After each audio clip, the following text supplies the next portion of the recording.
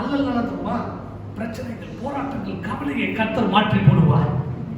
இதுதான் அதனுடைய அர்த்தம். when you praise God, உனக்கு என்னென்ன அல்லல் இருக்குதோ, சோர்ந்து போய் பிரச்சனையில அதையெல்லாம் இயேசு நாமத்தினால எல்லாம் மாறி போகும். அல்லேலூயா. அதுக்காக தான் சொல்றது. இதுக்கு வேற எதுக்கும் கிடையாது. நான் பாஸ்டர் எப்போ பார்த்தோம் இல்லையா, அல்லேலூயா. கர்த்தருடைய நாமம் மகிமைப்படும். இன்றைக்கு நான் முக்கியமான ஒரு காரியம் நான் பேசலாம் இருக்கும்போது, கர்த்தர் போன வாரம் நமக்கு நல்ல ஒரு வசனத்தை கேட்டோம். எப்போ நம்ம ப்ரெஷஸாக இருக்க முடியும், கர்த்தருக்கு உகந்தமாக எப்படி இருக்க முடியும்? எத்தனை பேர் படிச்சீங்க? எத்தனை பேர் மெடிடேட் பண்ணீங்க? வசனத்தை பார்க்குறத பார்த்தா ஏதோ மெடிடேட் பண்ணிங்களா? பண்ணணும், எவ்ரிடே மெடிடேட் பண்ணணும். அப்புறம் நான் இன்னொன்று முக்கியமாக நான் ஃபாஸ்டிங் அண்ட் ப்ரேயர் சொல்லி கொண்டு இருந்தேன். எத்தனை பேர் ஃபாஸ்டிங் பண்ணீங்க? போட்டிருக்க மாட்டீங்களே? ஓகே, நான் போட்டிருக்கேன், உங்களுக்கு கவலைப்படாதீங்க. நம்ம சபையாராய் சேர்ந்து நம்ம ஃப்ரைடே நம்ம ஃபாஸ்டிங் இருக்கும்படி நாங்கள் பிளான் பண்ணுறோம். பாஸ்டர்ஸ் எல்லாம் சேர்ந்து நாங்கள் ஜோம் பண்ணி நாங்கள் சொல்லுவோம். ஃப்ரைடே எல்லாம் ஓகேவா? ஃப்ரைடே ஓகேவா? ஓகே. ஒரு வேளை, 3 வேலைலாம் கிடையாது நான் சொல்கிறது. ஒரு வேளை அது வேலை இடத்துல இருக்கலாம், எங்கே வேணால் இருக்கலாம், நம்முடைய சபைக்காக ஜெபிக்க போகிறோம். ஒரு வேளை அது மார்னிங் எடுத்துட்டா ரொம்ப ஈஸியாக இருக்கும். அது எழுந்தோம்னா நீங்கள் அப்படியே ப்ரேயரில் ஸ்டார்ட் பண்ணி நீங்கள் ஆஃப்டர்நூன் லஞ்ச் முடிக்கலாம். இல்லை பாஸ்டர் எனக்கு மதியானம் எடுக்கணும்னா எடுக்கலாம், தப்பு கிடையாது. உங்களுடைய காரியத்தை பொறுத்து. ஆனால் மலேசியாவுக்கு நிறைய பேர் மார்னிங் சாப்பிட்றதே கிடையாது, அது வேறு விஷயம். டைரெக்டாக லஞ்சு போயிடுறீங்க. ஸோ நீங்கள் மார்னிங் எடுக்கலாம், இல்லை பாஸ்டர் நான் மதியானம் எடுக்கணும்னா எடுக்கலாம் ஒன்று. ஆனால் நம்ம ஒருமாய் நம்ம எல்லாம் சேர்ந்து எடுத்துனா ஒரே நேரத்தில் அது ஒரு பெரிய மகிமையாக இருக்கும். ஏன்னா எதுக்காக எடுக்க போகிறோன்னா, கர்த்தர் செய்த நன்மைக்காக நம்ம எடுக்க போகிறோம். முதலாவது ஃபாஸ்டிங் என்பது எதுக்காகனா, நம்மை சிறப்படுத்த, நம்மளை சீர்படுத்த, நம்மளை உருவாக்க தான் ஃபாஸ்டிங். அல்லேலூயா. அப்போ நான் ஃபாஸ்டிங் எடுக்கிறேன் சொல்லுறதுக்காக எடுக்கவில்லை. நம்ம உடைக்கப்பட வேண்டும். நம்ம உடைக்கப்படும் போது நம்முடைய சரீரத்தில் காணப்படுற எல்லா பலவீனங்கள், சோர்வை கர்த்தர் தான் பண்ணுவார், அதை மாற்றி போடுவார். ஏன்னா நம்ம 5 நாள் என்ன பண்ணுறோம், பறக்கிறது, ஓடுறது எல்லாம் சாப்பிட்டு ஒருவேளை கொஞ்சம் வயிற்றுக்கு ஒரு ஃபாஸ்டிங் போட்டிங்கன்னா நல்லாயிருக்கும். அதில் எனக்கு பயங்கரமாக ஃபீஸ்டிங் தான் பிடிக்கும் உண்மையிலே. ஆனால் ஃபாஸ்டிங் இருக்கணும் என்ற ஒரு கட்டாயத்தில் இருக்கிறோம். நம்ம என்னென்னா கடைசி காலத்தில் வாழ்ந்து கொண்டிருக்கிறோம். நாம் எப்படியாவது என்ன பண்ணோம், ஃபாஸ்டிங் எடுத்து ஆத்துமா ஆதாயம் செய்ய வேண்டும். அல்லேலூயா. புதிய ஆத்துமாக்காக நம்ம ஜெபிக்க போகிறோம். அந்த நாளிலே புதிய காரியத்துக்காக நம்ம பார்த்தீங்கன்னா நிறைய ஆக்டிவிட்டிஸ், ஃப்ரீ டியூஷன் நிறைய நம்ம ஆரம்பிக்க போகிறோம். ஸோ அதுக்காக நம்ம ஃபாஸ்டிங் எடுத்து ஜெபிக்கும் போது தான் கர்த்தர் கிரியெல்லாம் உடைப்பார். எப்படி உடைப்போம்? நம்ம இங்கே இருக்கிற ஜெபத்தை கர்த்தர் அந்த சுகத்தை கொடுப்பார். ஸோ அப்போ நம்ம ஃபாஸ்டிங் நம்ம ஒருமணமாக ஃப்ரைடே எல்லாம் ஒரு மார்னிங் கூட எல்லாமே என்ன பண்ணுங்க, அது ஸ்கூலுக்குலாம் லீவ் தான். மார்னிங் என்ன பண்ணுங்க, எல்லாம் அந்த டைம் என்ன பண்ணுங்கள், நீங்கள் உட்காந்து ஜெபிக்கலாம். ஒரு 1 hour ஜெபிங்க, இல்லை ஒரு 2 hours ஜெபிங்க. சபையில் வந்து ஜெபிக்கலாம். உங்களுக்கு சாவி கொடுக்கப்படும். ஃபஸ்ட் நான் வந்து சபையில் வந்து ஜெபிக்கிறேன்னா காலையில் 8 மணி கூட வரலாம், 5 மணி கூட வரலாம், 4 மணி கூட வரலாம். Any time you can come. அப்போ நமக்கு பிரச்சனை கிடையாது. இப்போ 3 நீங்கள் சொன்னீங்கன்னா போதும், நாங்கள் ready. We are there to open the door. So சபை நமக்கு நல்ல ஒரு இடத்த கொடுத்துருக்காரு. ஸோ நீங்கள் காலையில் வந்து ஜெபிக்கலாம். முன்னாடியே சொல்லுங்கள். ஸோ ஃப்ரைடே நான் உங்களுக்கு கொடுப்பேன். அந்த ஃபாஸ்டிங் ப்ரேயரில் எல்லாம் என்ன பண்ணுங்க, ஒரே நேரத்தில் ஜெபிக்கும்படி அன்போடு நான் உங்களை கேட்டுக்கொள்கிறேன். அதுக்கப்புறம் வேறு என்ன பண்ண சொன்னேன், மெடிடேட் பண்ணோம். இரவு பக்கம் என்ன பண்ணோம், தியானிக்கிற பிள்ளையா இருக்கணும். 2வது உபவாச ஃபாஸ்டிங். 3வது ரிஃப்ளெக்டிங் ஆன் ஜீசஸ். அப்போ என்ன பண்ணோம், இயேசு என்ன பண்ணோம், பிரதிபலிக்க வேண்டும். என்ன பண்ணுமா, we need to reflect. இயேசு போல என்ன பண்ணுமா, அன்பாக இருக்க வேண்டும். கோவப்படும் போது என்ன பண்ணணும், கொஞ்சம் கோபத்தை குறைச்சிடணும். எப்போ நம்ம என்ன பண்ண முடியும், நம்மளுக்கு சுவாபங்கள் நமக்கு வரும்போது அதெல்லாம் என்ன பண்ணணும், குறைச்சிட்டு கர்த்தரை போல நம்ம என்ன பண்ணுவோம், மாற வேண்டும். அப்போது உங்கள் வாழ்க்கையில் became a precious in God's sight. நீங்கள் என்ன பண்ணுறீங்க, அப்போ கர்த்தருக்கு உகந்தமான ஒரு பிள்ளையாய் மாறும்போது கர்த்தர் நிச்சயம் உங்களை ஆசீர்வதிப்பார். இன்றைக்கு நான் உங்களோட பேச போகிற காரியம் ரொம்ப முக்கியமான காரியம். ஐசையா சாப்டர் 26 verse 3 நம்ம இங்கிலீஷில் படிக்க போகிறோம், தமிழில் படிக்க போகிறோம். Isaiah chapter 23 verse 3. So, okay. எல்லாருக்கும் தெரியுதா? ஓகே. 26 3ஆம் வசனத்தை வாசிக்க நான் கேட்போம். ஏசாயா 26:3. உம்மை உறுதியாய் பற்றிக் கொண்ட மனதை உடையவன் உண்மையே நம்பியிருக்கபடியால் நீர் அவனை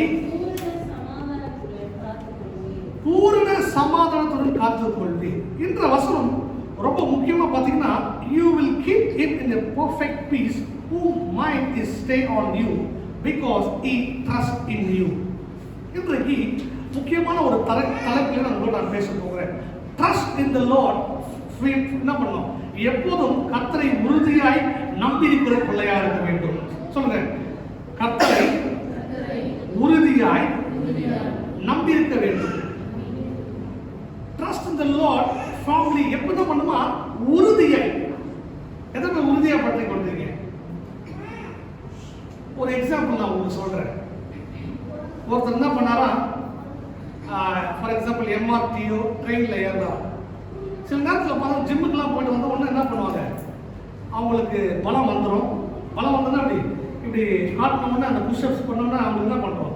அதே போல் ஜிம்முக்கு போனோம்னா இப்படி நடக்கிறவங்களாம் என்ன பண்ணுவாங்க, இப்படி நடக்க ஆரம்பிச்சுவாங்க. எப்படின்னா அவங்க நட ஸ்டைல் எப்படி இருக்கும், நீங்கள் பார்த்து ஜிம்முக்கு போனால் தெரியும் உங்களுக்கு. ஏன்னா அது வந்து எக்ஸசைஸ் பண்ணும்போது நம்மளுடைய பாடி ஸ்ட்ரக்சர் வந்து இப்படி வந்துடும். அப்போ நடக்கும்போது என்ன பண்ணுவாங்க, ஜிம்முக்கு போகிறவங்க எப்படி நடக்கும், அது ஸ்டைல் கிடையாது, ஆட்டோமேட்டிக்கலி அது வந்துடும். அப்போ அவங்க பார்க்கறதுக்கு நான் எல்லாரையும் அச்சீவ்மெண்டா அது எல்லாரையும் முடிச்சா அவன் பார்க்கலாம். அவன் அடிக்கிற மாதிரி இருக்க மாட்டான். ஆனால் அந்த ஸ்டைல் நடக்கிறது எல்லாம் பார்த்தீங்கன்னா அவன் அடிக்கிற மாதிரியே இருக்கும், பயமும் இருக்கும். ஸோ எதுக்கு இது சொல்ல வரேன்னா, அப்போ ஒரு ட்ரெயினில் போகும்போது ஒருத்தர் அப்படி என்ன பண்ணாரா, எல்லாருக்கும் மேலே பார்த்தீங்கன்னா அந்த குடிக்கிறதுக்கு நமக்கு ஒரு ஹோல் இருக்கும். அந்த ஹோல் பிடிச்சா என்ன பண்ணலாம். அதே போல் எம்ஆர்டியோ ட்ரெயின்லையோ நீங்கள் சென்னையெலாம் வந்தீங்கன்னா உங்களுக்கு நல்லா புரியும். என்ன பண்ணுவாங்க, ஷேர் ஆட்டோ அதெல்லாம் போனீங்கன்னா சில பேர் என்ன பண்ணுவாங்க, கை பிடிக்காம வருவாங்க. ஏன்னா இருக்கிற பழக்கத்தில் என்ன பண்ணுவாங்க, எப்பவுமே பரவாயில்ல வண்டி ஸ்மூத்தாக தான் போக சொல்லிட்டு திடீர்னு என்ன பண்ணாங்கன்னா பிரேக் அடித்த உடனே அந்த பிடிக்காம ஒருத்தர் கீழே வந்துட்டார். அது என்ன அப்படி ஸ்ட்ராங் மேனாக இருந்தாலும் சரி, ஏன் தெரியுமா, அந்த ஒரு நம்பிக்கை அந்த மேலே இல்லாதனால என்ன பண்ணுறாங்க, பிடிக்காம இருந்தாங்க. ஆனால் அவன் பிடிச்ச உடனே அவன் கீழே விழாம அந்த கம்பி அவங்களை காப்பாத்துச்சு. சில நேரத்தில் நமக்கு நம்பிக்கை இருக்குது, கர்த்தர் மேல நம்பிக்கையா இருக்கிறோம். ஆனா ஒரு காரியத்தில் நம்ம என்ன பண்றோம், விட்டு விடுகிறோம். கர்த்தருக்கு உறுதியா இருக்கிறோமா, கர்த்தரை உறுதியாய் நம்பி இருக்க வேண்டும். பக்கத்துல சொல்லுங்க, கர்த்தரை உறுதியாய் நம்பி இருக்க வேண்டும். Trust in the Lord firmly. அப்ப எப்போதும் நம்ப வேண்டும். ஏதோ அற்புதம் செஞ்சாலும் நம்புவேன், இதை போனாலும் நம்புவேன், அப்படிப்பட்ட பிள்ளையா இருக்காதபடி கர்த்தர் நம்ம நம்பி இருக்கும் போது நமக்கு எப்படிப்பட்ட காரியங்களை கர்த்தர் செய்கிறார்னா, முதலாவது காரியம், நீங்க உண்மையாய் கர்த்தரை நம்பி இருந்தீங்கன்னா முதலாவது அவர் செய்யற காரியம், அவர் Lord will elevate your status. இங்க போட்டிருக்கு, அவர் Lord will elevate your status. முதலாவது அவர் என்ன பண்ணுவாரா, எங்கள் ஆண்டவர் உங்களை ஸ்தரத்தை உயர்த்துவார். எப்போ உயர்த்துவார்னா, நீ உண்மையாய் அவரை நம்பி இருந்தனா உன் வாழ்க்கை ஸ்தரத்தை கர்த்தர் உயர்த்துவார். எத்தனை பேர் நம்புறீங்க? நீங்க இயேசுவை உறுதியை பற்றி கொண்டீங்கன்னா உங்களுடைய வாழ்க்கை, உங்களுடைய லைஃப் ஸ்டைல், உங்களுடைய குடும்பங்கள் கர்த்தர் ஸ்தானத்தை உயர்த்த வல்லவராக இருக்கிறார். எத்தனை பேர் நம்புறீங்க? உண்மையா சொல்ல போனா என்னுடைய தகப்பனார், என்னுடைய தாத்தா பார்த்தீங்கன்னா 2 பேரும் பாஸ்டர் ஃபேமிலி. ஆனால் நான் எங்கள் அப்பா என்ன பண்ணிட்டாரு, ஊழியத்துக்கு வரும்போது சென்னைக்கு வந்தார். 2 பேரும் நல்ல வெல் டு டூ ஃபேமிலி. 2 அப்பவே நல்ல காடி, எல்லாமே வீடு, சொந்த வீடு எல்லாம் வந்தது. ஆனால் ஊழியத்துக்கு வரும்போது எங்கள் அப்பா பாண்டிச்சேரியிலேருந்து சென்னைக்கு வர்றாரு. சென்னைக்கு வரும்போது நாங்கள் என்னுடைய வீடு பார்க்கும்போது மினிஸ்ட்ரி, நாங்கள் கூட ஸ்டார்ட் த மினிஸ்ட்ரி சென்னை. அப்போ தாத்தா என்ன பண்ணிட்டாரு, நீ என்ன பண்ணுவோம், விசுவாசத்து ஊழியத்தை ஸ்டார்ட் பண்ணு சொல்லி ஜெபிக்கும் போது, அப்போ என்னுடைய முதல் வீடு பார்த்தீங்கன்னா இந்த இந்த இந்த சரௌண்டிங் தான், இந்த கேப் தான் அந்த வீடு. மறக்கவே முடியாது. இந்த ஒரு சின்ன இந்த ஒரு பாக்ஸில் தான் நாங்கள் என்னுடைய ஊழியத்தை நாங்கள் ஆரம்பித்தோம். அப்போ எங்கள் அப்பாவுக்கு ஊழியத்தின் மூலமாக வரக்கூடிய தொகை பார்த்தீங்கன்னா 20 ரூபாய். 20 ரூபாய்னா அந்த டைமில் ஒரு வெள்ளி. இந்தியா காசு பார்த்தீங்கன்னா 20 ரூபாய். அப்போ ஒரு வாரத்துக்கு இந்த ஒரு தொகை தான் கிடைக்கும். அப்படியாய் ஊழியத்தை ஆரம்பிச்சாரு. நம்ப மாட்டீங்க, கர்த்தரை உறுதியாய் பற்றி கொண்டதுனால இன்றைக்கு கர்த்தர் எங்களுடைய குடும்பத்தை கர்த்தர் ஆசீர்வதிச்சார். உங்களுக்கு தெரியும், நான் உங்களுக்கு சொல்றேன்னா உங்களுக்கே புரியும் உங்க லைஃப் எங்க ஆரம்பிச்சது, எப்படி இருந்தோம், ஏது இருந்தோம். நீ கர்த்தரை நம்புறதுனால உங்க வாழ்க்கை தரங்கள் உயர்த்தி கொண்டே இருக்கிறது. ஆனா ஏதோ ஒரு டைம்ல நாம் என்ன பண்றோம், கர்த்தரை நம்பாம நாம் மனுஷனை நம்பி இருக்கிறோம், நாம் சொந்தக்காரை நம்பி இருக்கிறோம், நாம் நம்முடைய ஃப்ரெண்ட்ஸை நம்பி கொண்டிருக்கிறோம். சில நேரத்துல நம்ம எதோ நம்பி கொண்டு நம்ம வாழ்ந்து கொண்டிருக்கிறோம். ஆனால் நீங்க கர்த்தரை நம்பி இருக்கும் போது the Lord will elevate your status. அல்லேலூயா. பக்கமா சொல்லுங்க, எங்கள் ஆண்டவர் உங்கள் ஸ்தலத்தை உயர்த்துவார். அல்லேலூயா. நம்ம ஆண்டவர், நம்ம ஆராதிக்கிற தேவன் உங்களுடைய ஸ்தலத்தை நிச்சயம் உயர்த்த வல்லவராக இருக்கிறார். அப்ப நம்ப மாட்டீங்க, அப்ப ஆரம்பிச்சாரு, ஊழியத்தை ஆரம்பிச்சாரு. படிப்படியாய் கர்த்தர் என்ன பண்ணாரு, ஊழியத்தை 2 சபை, சென்னையில 2 சபை, அண்ணனை ஜெர்மன்ல படிக்க வச்சாரு, அப்புறம் தம்பியை டாக்டர் படிக்க வச்சு. இதெல்லாம் நினைச்சு பார்த்தாவே ஆச்சரியமா இருக்கு. காரணம், கர்த்தரை நம்பி நீங்க செயல்பட்டால் காசுல ஒரு மேட்டரே கிடையாது. கர்த்தர் அதுதான் காலத்தில் நேர்த்தியாய் செய்வார். அல்லேலூயா. முதலாவது கர்த்தர், the Lord will elevate your status. இரண்டாவது, our Lord will grant help and favor. என்ன பண்ணுவாரா, நம் ஆண்டவர் உதவியும் என்ன பண்ணுவாரா, ஆளும் என்ன பண்ணுவார், நமக்கு செய்வார். அப்ப நமக்கு உதவி செய்கிற தேவன் அதே போல ஃபேவரை உண்டு பண்ணுவார். நீ இயேசுவை நம்பினா, நீ கர்த்தரை நம்பினா, உறுதியாய் பற்றி கொண்டால் கர்த்தர், the Lord will grant you help and favor. எத்தனை பேர் நம்புறீங்க? எத்தனை பேருக்கு உங்களுக்கு ஹெல்ப் வேணும்னு நினைக்கிறீங்க? பாஸ்டர், என் வாழ்க்கையில யாரும் வந்து ஹெல்ப் பண்ண மாட்டாங்க. ஏன் தெரியுமா, நீ யாரை நம்பி இருந்த? சொந்தக்காரன் நம்பி இருந்தோம். இவங்க வருவாங்க, அவங்க வருவாங்க, அவங்க போவாங்க. No, trust the Lord. நீ கர்த்தரை நோக்கி பார்த்தனா ஹெல்ப் உனக்கு பரத்துல இருந்து வரும். எங்க இருந்து வருவாங்க தெரியாது, எங்க இருந்து போவாங்க தெரியாது. கர்த்தர் நிச்சயம் செய்வார். அதே போல ஃபேவர் உண்டு பண்ணுவார். அப்ப கர்த்தரை நம்ம நம்பி இருக்கும்போது சில நேரத்துல பணம் வச்சுட்டு நம்மளால நிம்மதியா வாழ முடியாது. எங்க ஏது பண்றது தெரியாம என்ன பண்ணுவோம், முடிச்சு கொண்டு இருப்பாங்க. இன்னைக்கு நீ கர்த்தரை நம்பி இருக்கணும். உங்க ஸ்டேட்டஸ் இருக்கலாம், எது வேணா இருக்கலாம். ஏன் இதை சொல்லணும்னா உங்களுக்கு புரியும், நான் போக போக உங்களுக்கு புரியும். ரெண்டாவது நம்ம பார்த்தோம், the Lord will grant help and favor for you. நம்முடைய ஆண்டவர் உதவி என்ன பண்ணுவாரு, நமக்கு செய்வார். அதே சமயத்துல என்ன பண்ணுவார், மனுஷ தைரியம் கர்த்தர் கொடுக்க வல்லவராக இருக்கிறார். மூணாவது பார்க்கும்போது,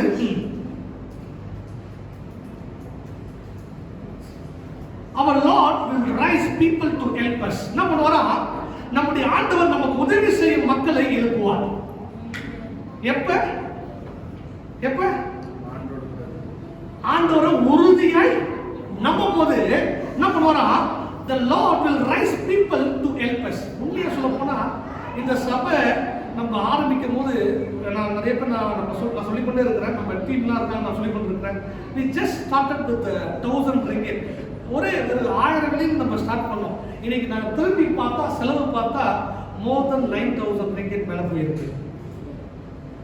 more than 10,000 மேல போயிருக்கு. எப்படி வந்தது, ஏது வந்தது? கர்த்தர் தான் என்ன பண்றாரு, நமக்கு ஆட்களை என்ன பண்ணாரு, அனுப்பினா. திடீர்னு வந்தார், பாஸ்டர் வந்தார். அன்னைக்கு பாஸ்டர் ஜேம்ஸ் சுப்பையா வந்தாங்க. திடீர்னு பார்த்தா ஏக்கர் கொடுத்தாங்க. திடீர்னு இன்னொரு பாஸ்டர் வந்தாரு, ஃபேனு 2 லைட் கொடுத்தாங்க. அப்படியே ஒரு காரியம் கர்த்தர் நமக்கு செஞ்சு கொண்டு இருக்காங்க. நம்முடைய விசுவாச மக்கள் இருக்கிறது உண்மையா கர்த்தருக்காக கொடுத்தாங்க. அதுதான் ரொம்ப முக்கியம். உண்மையே கர்த்தருக்காக நீ கொடுத்து பாருங்க, கர்த்தர் நிச்சயம் அதை பல கடையை திறந்து ஆஸ்வதிப்பார். அது சின்ன காசோ பெரிய காசோ, கர்த்தர் எதிர்பார்க்கிறது உள்ளத்தை பார்க்கிறார். நம்ம உள்ளத்தை ஆய்ந்து பார்க்கிற தேவன். அப்ப the Lord will raise people to help us. என்ன பண்ணுவாரு, நமக்கு உதவி செய்த ஆட்களை எழுப்ப வல்லவராக இருக்கிறார். இன்றைக்கு ஒருபோது நீங்க சோர்ந்து போயிடாம, நீங்க இயேசுவை உறுதியாய் பற்றி கொண்டிருக்கும் போது, கர்த்தரை உறுதியாய் நம்பி கொண்டிருக்கும் போது, கர்த்தர் உங்க வாழ்க்கையில 3 விதமான ஆசீர்வாதத்தை கொடுக்க வல்லவராக இருக்கிறார். அதே போல 4வது பார்க்கும்போது, the Lord will make our enemies weak. என்ன பண்ணுவாரா, உங்களுக்கு எதிரிகள் பலமடை வரலாம். எப்படின்னா பலமடைனா, உங்களுக்கு சப்போஸ் சில பேர் என்ன பண்றாங்க, ஃபேமிலியை கெடுக்கிறதுக்கே வேலை என்ன பண்றது, சூனியம் பண்றது, அதை பண்றது, இதை பண்றது, எது பண்றது, ஃபேமிலி நல்லா என்ன பண்றாங்க. இன்னைக்கு நிறைய கடைகள் ஓடிக்கொண்டிருக்கிறது இந்த உலகத்துல. எப்படியாச்சும் ஃபேமிலியை கெடுக்கணும், எப்படியாச்சும் என்ன பண்ணணும், இந்த ஃபேமிலியை பிடிச்சுதாக்கணும். அப்படிப்பட்ட சூழ்நிலைகள் இருக்கும்போது நம்முடைய ஆண்டவர் என்ன பண்ணுவாராம், எதிரிகளை என்ன பண்ணுவாராம், வீக் பண்ணி விடுவாராம்.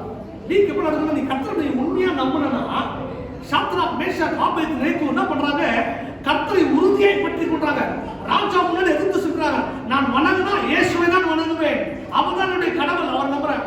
அப்ப என்ன பண்றான், போடுறான். அவன் என்ன பண்றது, அக்கினி சூளையில போடுறான் அவனை. பயங்கரமான சூழ்நிலைகள். அந்த ஹாட் பாத்தீங்கன்னா நம்ம இந்த ஒரு வாரம் நமக்கு எவ்வளவு பெரிய வெயில் அடிச்சது, இதுலயே நம்மளால தாங்க முடியல. எப்படி இருந்தது, என்னடா மலேசியா இந்தியா பேர் ஆயிடுச்சு, அப்படி வெயில் அடிச்சது, அதெல்லாம் தாங்க முடியுமா என்ற ஒரு சூழ்நிலையில் இருந்தோம். அதே போல அந்த சாத்ராக் மேஷாக் ஆபேத்நேகோ என்ன பண்றாங்க, கர்த்தரை உறுதியாய் பற்றி கொண்டார். வாழ்ந்தால் இயேசுவுக்காக, மரித்தால் இயேசுவுக்காக என்ற ஒரு வழக்கத்தோடு அவரை நம்பினதுனால எவ்வளவு பெரிய அக்கினியில சூளையில போட்டாலும் அவங்க ஒண்ணுமே ஆகாதபடி கர்த்தர் அவங்க என்ன பண்றாரு, 4வது நாள் என்ன பண்றாரு, இயேசு ஆவியானவரோடு சுற்றித் இருந்தார். இன்றைக்கு உங்க வாழ்க்கையிலும் இயேசுவை நீங்க நம்பி இருக்கும் போது உங்கள் எதிரிகள் என்ன பண்ணுவாங்க, பலம் அடைவார்கள். அவர் பலமடைய செய்வார். அப்ப நமக்கு விரோதமாக எழுப்புற ஆயுதங்கள் ஒன்று வாய்க்காத போகும். ஒரு வழியை வந்தால் 7 வழியாய் போகும்.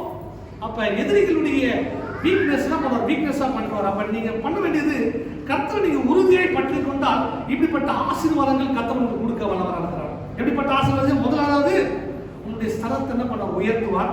ரெண்டாவது என்ன பண்ணுவாரு, என்ன பண்ணுவாரு, உனக்கு கிராண்ட் ஹெல்ப் பண்ணுவாரு, உனக்கு ஃபேவரை கொடுப்பார். மூணாவது உனக்கு நல்ல ஆட்களை ஹெல்ப் பண்ற ஆட்களை கொடுப்பார். நான்காவது எனிமிஸை வீக் ஆகி கொடுப்பார். நீ யார் உனக்கு விரோதமாய் உனக்கு எழுப்புறாங்களோ அவங்களுக்கு என்ன பண்ணுவாரு, தவிடுபடி ஆயிட்டுருவாரு. எப்படின்னா அவன் பண்ண நினைப்பான், அவனால பண்ண முடியாது. ஏன்னா நம்ம ஆராதிக்கிறதே சர்வ வல்ல தேவன். ஹல்லேலூயா. We are worshiping a true God. We are worshiping a living God. அவர் ஆராதிக்கிற வல்லவர், பெரிய வல்லவர், அவர் சிறந்தவர். உலகத்தில் இருக்கிற காட்டிலும் நம்முடைய தேவன் பெரியவர். பகல்வர் சொல்லுங்க, பகல்வர் சொல்லுங்க, நம்ம ஆராதிக்கிற தேவன் உலகத்தில் இருக்கிற காட்டிலும் பெரியவர்.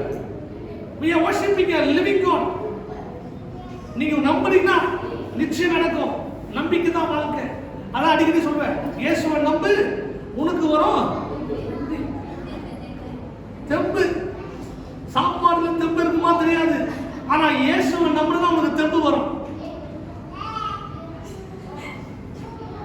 ஓகே, புரியுதா? என்னதான் மலேசியால நீங்க அந்த கோரிங் இந்த கோரிங் அந்த சாப்பாடு இந்த சாப்பாடு சாப்பிட்டாலும், தாய் சாப்பாடு சாப்பிட்டாலும், நாசி கோரிங் தாய் எது சாப்பிட்டாலும் பலன் எங்க கிடைக்கும்னா கர்த்தருடைய வார்த்தைகள் தான். கர்த்தரை நம்மளால கிடைக்கும். அப்படியே சிரிக்கிறாங்க. அப்படியே என்னது, நீங்க சாப்பிடவே மாட்டோமே சிரிக்கிறீங்க. Okay, very good, no problem. அப்ப இயேசுவை நம்பினாதான் உங்களுக்கு தெம்பு கிடைக்கும். அப்ப இப்படிப்பட்ட காரியங்கள் கர்த்தர் உங்களுக்கு கொடுக்க வல்லவராக இருக்கிறார். தொடர்ந்து நாம் வாசிக்க கேட்போம். எக்ஸாம்பிள் பாத்தீங்கன்னா நெகேமியா 1ஆம் அதிகாரம் 1ஆம் வசனத்திலிருந்து வாசிக்க கேட்போம். நெகேமியா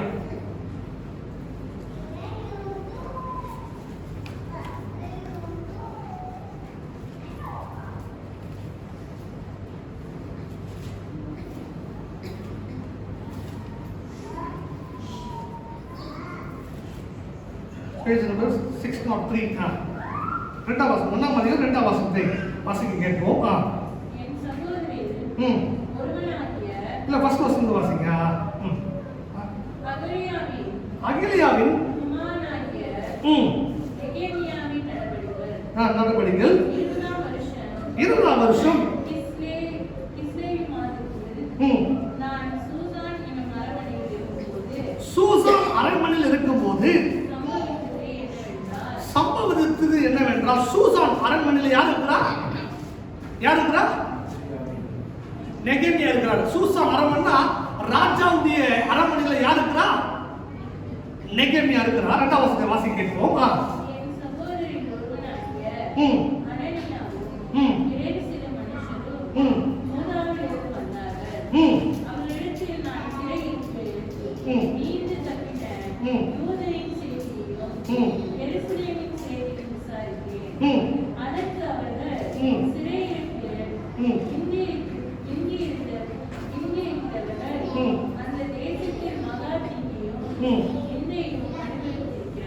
எருசலேமின் அலங்காரம் ஈடுபட்டதும் அதன் வாசல்கள் அக்கினியால் சுட்டரிக்கப்பட்டதுமாய் இருக்கிறது என்றார்கள். இங்க வந்து யார் வந்து கம்ப்ளைண்ட் பண்றா?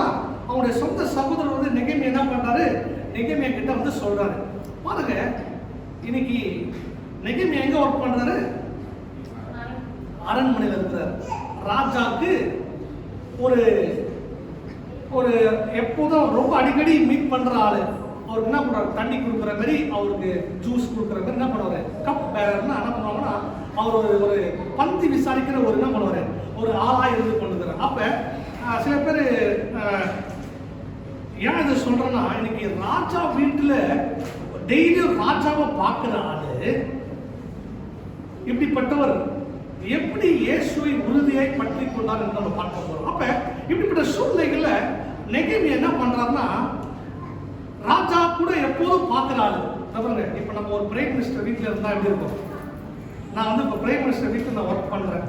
சில பேர் என்ன பண்ணாங்க, நான் பிரைம் மினிஸ்டர் வீட்டில் ஒர்க் பண்றேன் தெரியுமா, எது வேணாலும் நமக்கு கிடைச்சிடும். நான் சொன்னா போதும், என்னது உன் வேலை காலி. நான் சொன்னா போதும், உனக்கு வேலை வாங்கி கொடுத்துருவாரு. நான் சொன்னா போதும், எல்லாரும் கிடைச்சிடும். ஏன் எங்க ஒர்க் பண்ற? பிரைம் மினிஸ்டர் வீட்டில் நான் ஒர்க் பண்றேன், இல்ல ஒரு ராஜா வீட்டில் ஒர்க் பண்றேன், இல்ல இப்ப நான் ஒரு பெரிய பெரிய இடத்துல ஒர்க் பண்றேன். இன்னைக்கு நெகேமியா அதை கடைபிடிக்கவே இல்லை. எங்க இருந்தாலும் ஏதுனாலும் அதை பார்க்கவே இல்லை. அவன் இயேசுவை உறுதியாய் பற்றி கொண்டான். ஹல்லேலூயா. என்ன எக்ஸாம்பிள்னா, அவன் ராஜாக்கு தினைக்கும் அவன் ட்ரிங்க்ஸ் கொடுக்குறாரு, தண்ணியை கொடுக்குறாரு, ஜூஸ் கொடுக்குறாரு. சொன்னானா போயிட்டு என்ன பண்ணலாம்? இது மாதிரி எருசலேம்னா அலங்கிறது என்ன பண்றாங்க? எரிச்சிட்டாங்க, நீங்க எதனா உதவி செய்யுங்க சொல்றதுக்கு 5 நிமிஷம் ஆகாது. எவ்வளவு ஆகுது? ஏன்னா நெகேமியா ரொம்ப ஜாலியான ஆளு, ரொம்ப வைராக்கியமான ஆளு, கர்த்தருக்காக உறுதியாய் பற்றி கொண்ட ஆளு. ஆனா அவர் பயப்படவே இல்லை. ஆனா அவர்கிட்ட ஒரு நல்ல காரியம் என்ன தெரியுமா? அவங்க பிரதர் வந்து சொல்றாங்க, அப்ப கூட அவர் கவலைப்படவே இல்லை. அவர் அப்ப ஒரு கண்ணீரோடு இருக்கிறாரு, ஆனா கவலையோடு இருக்கிறாரு. ஆனா ராஜா வீட்டுல என்ன பண்றாரு? போய் தண்ணியை கொடுக்குறாரு, என்ன பண்றாரு? பந்தி விசாரிக்கிறாரு, எல்லாமே பண்றாரு. ஆனா ராஜா கிட்ட என்ன பண்ணல? ஒரு நாளும் அவனுடைய குறைய சொல்லவே இல்லை. ஏன் தெரியுமா? அவன் சொன்ன யார்கிட்ட போய் சொன்னானா, ஆண்டவராக இயேசு கிறிஸ்து மட்டும் தான் போய் சொன்னான் குறைய. இன்றைக்கு நான் எப்படிப்பட்ட சூழ்நிலையில் நீங்க எந்த போஸ்டிங்கா இருக்கலாம் அப்படின்னு ஒரு ஞாபகம் வருது. ஒருத்தர் என்னுடைய ஃப்ரெண்ட் என்ன பண்ணாரு, அவங்க பெரிய எம்பி உடைய பையன் என்ன சொல்லிட்டேன். அந்த டைம்ல வந்து ஒரு டீம் தான் வந்து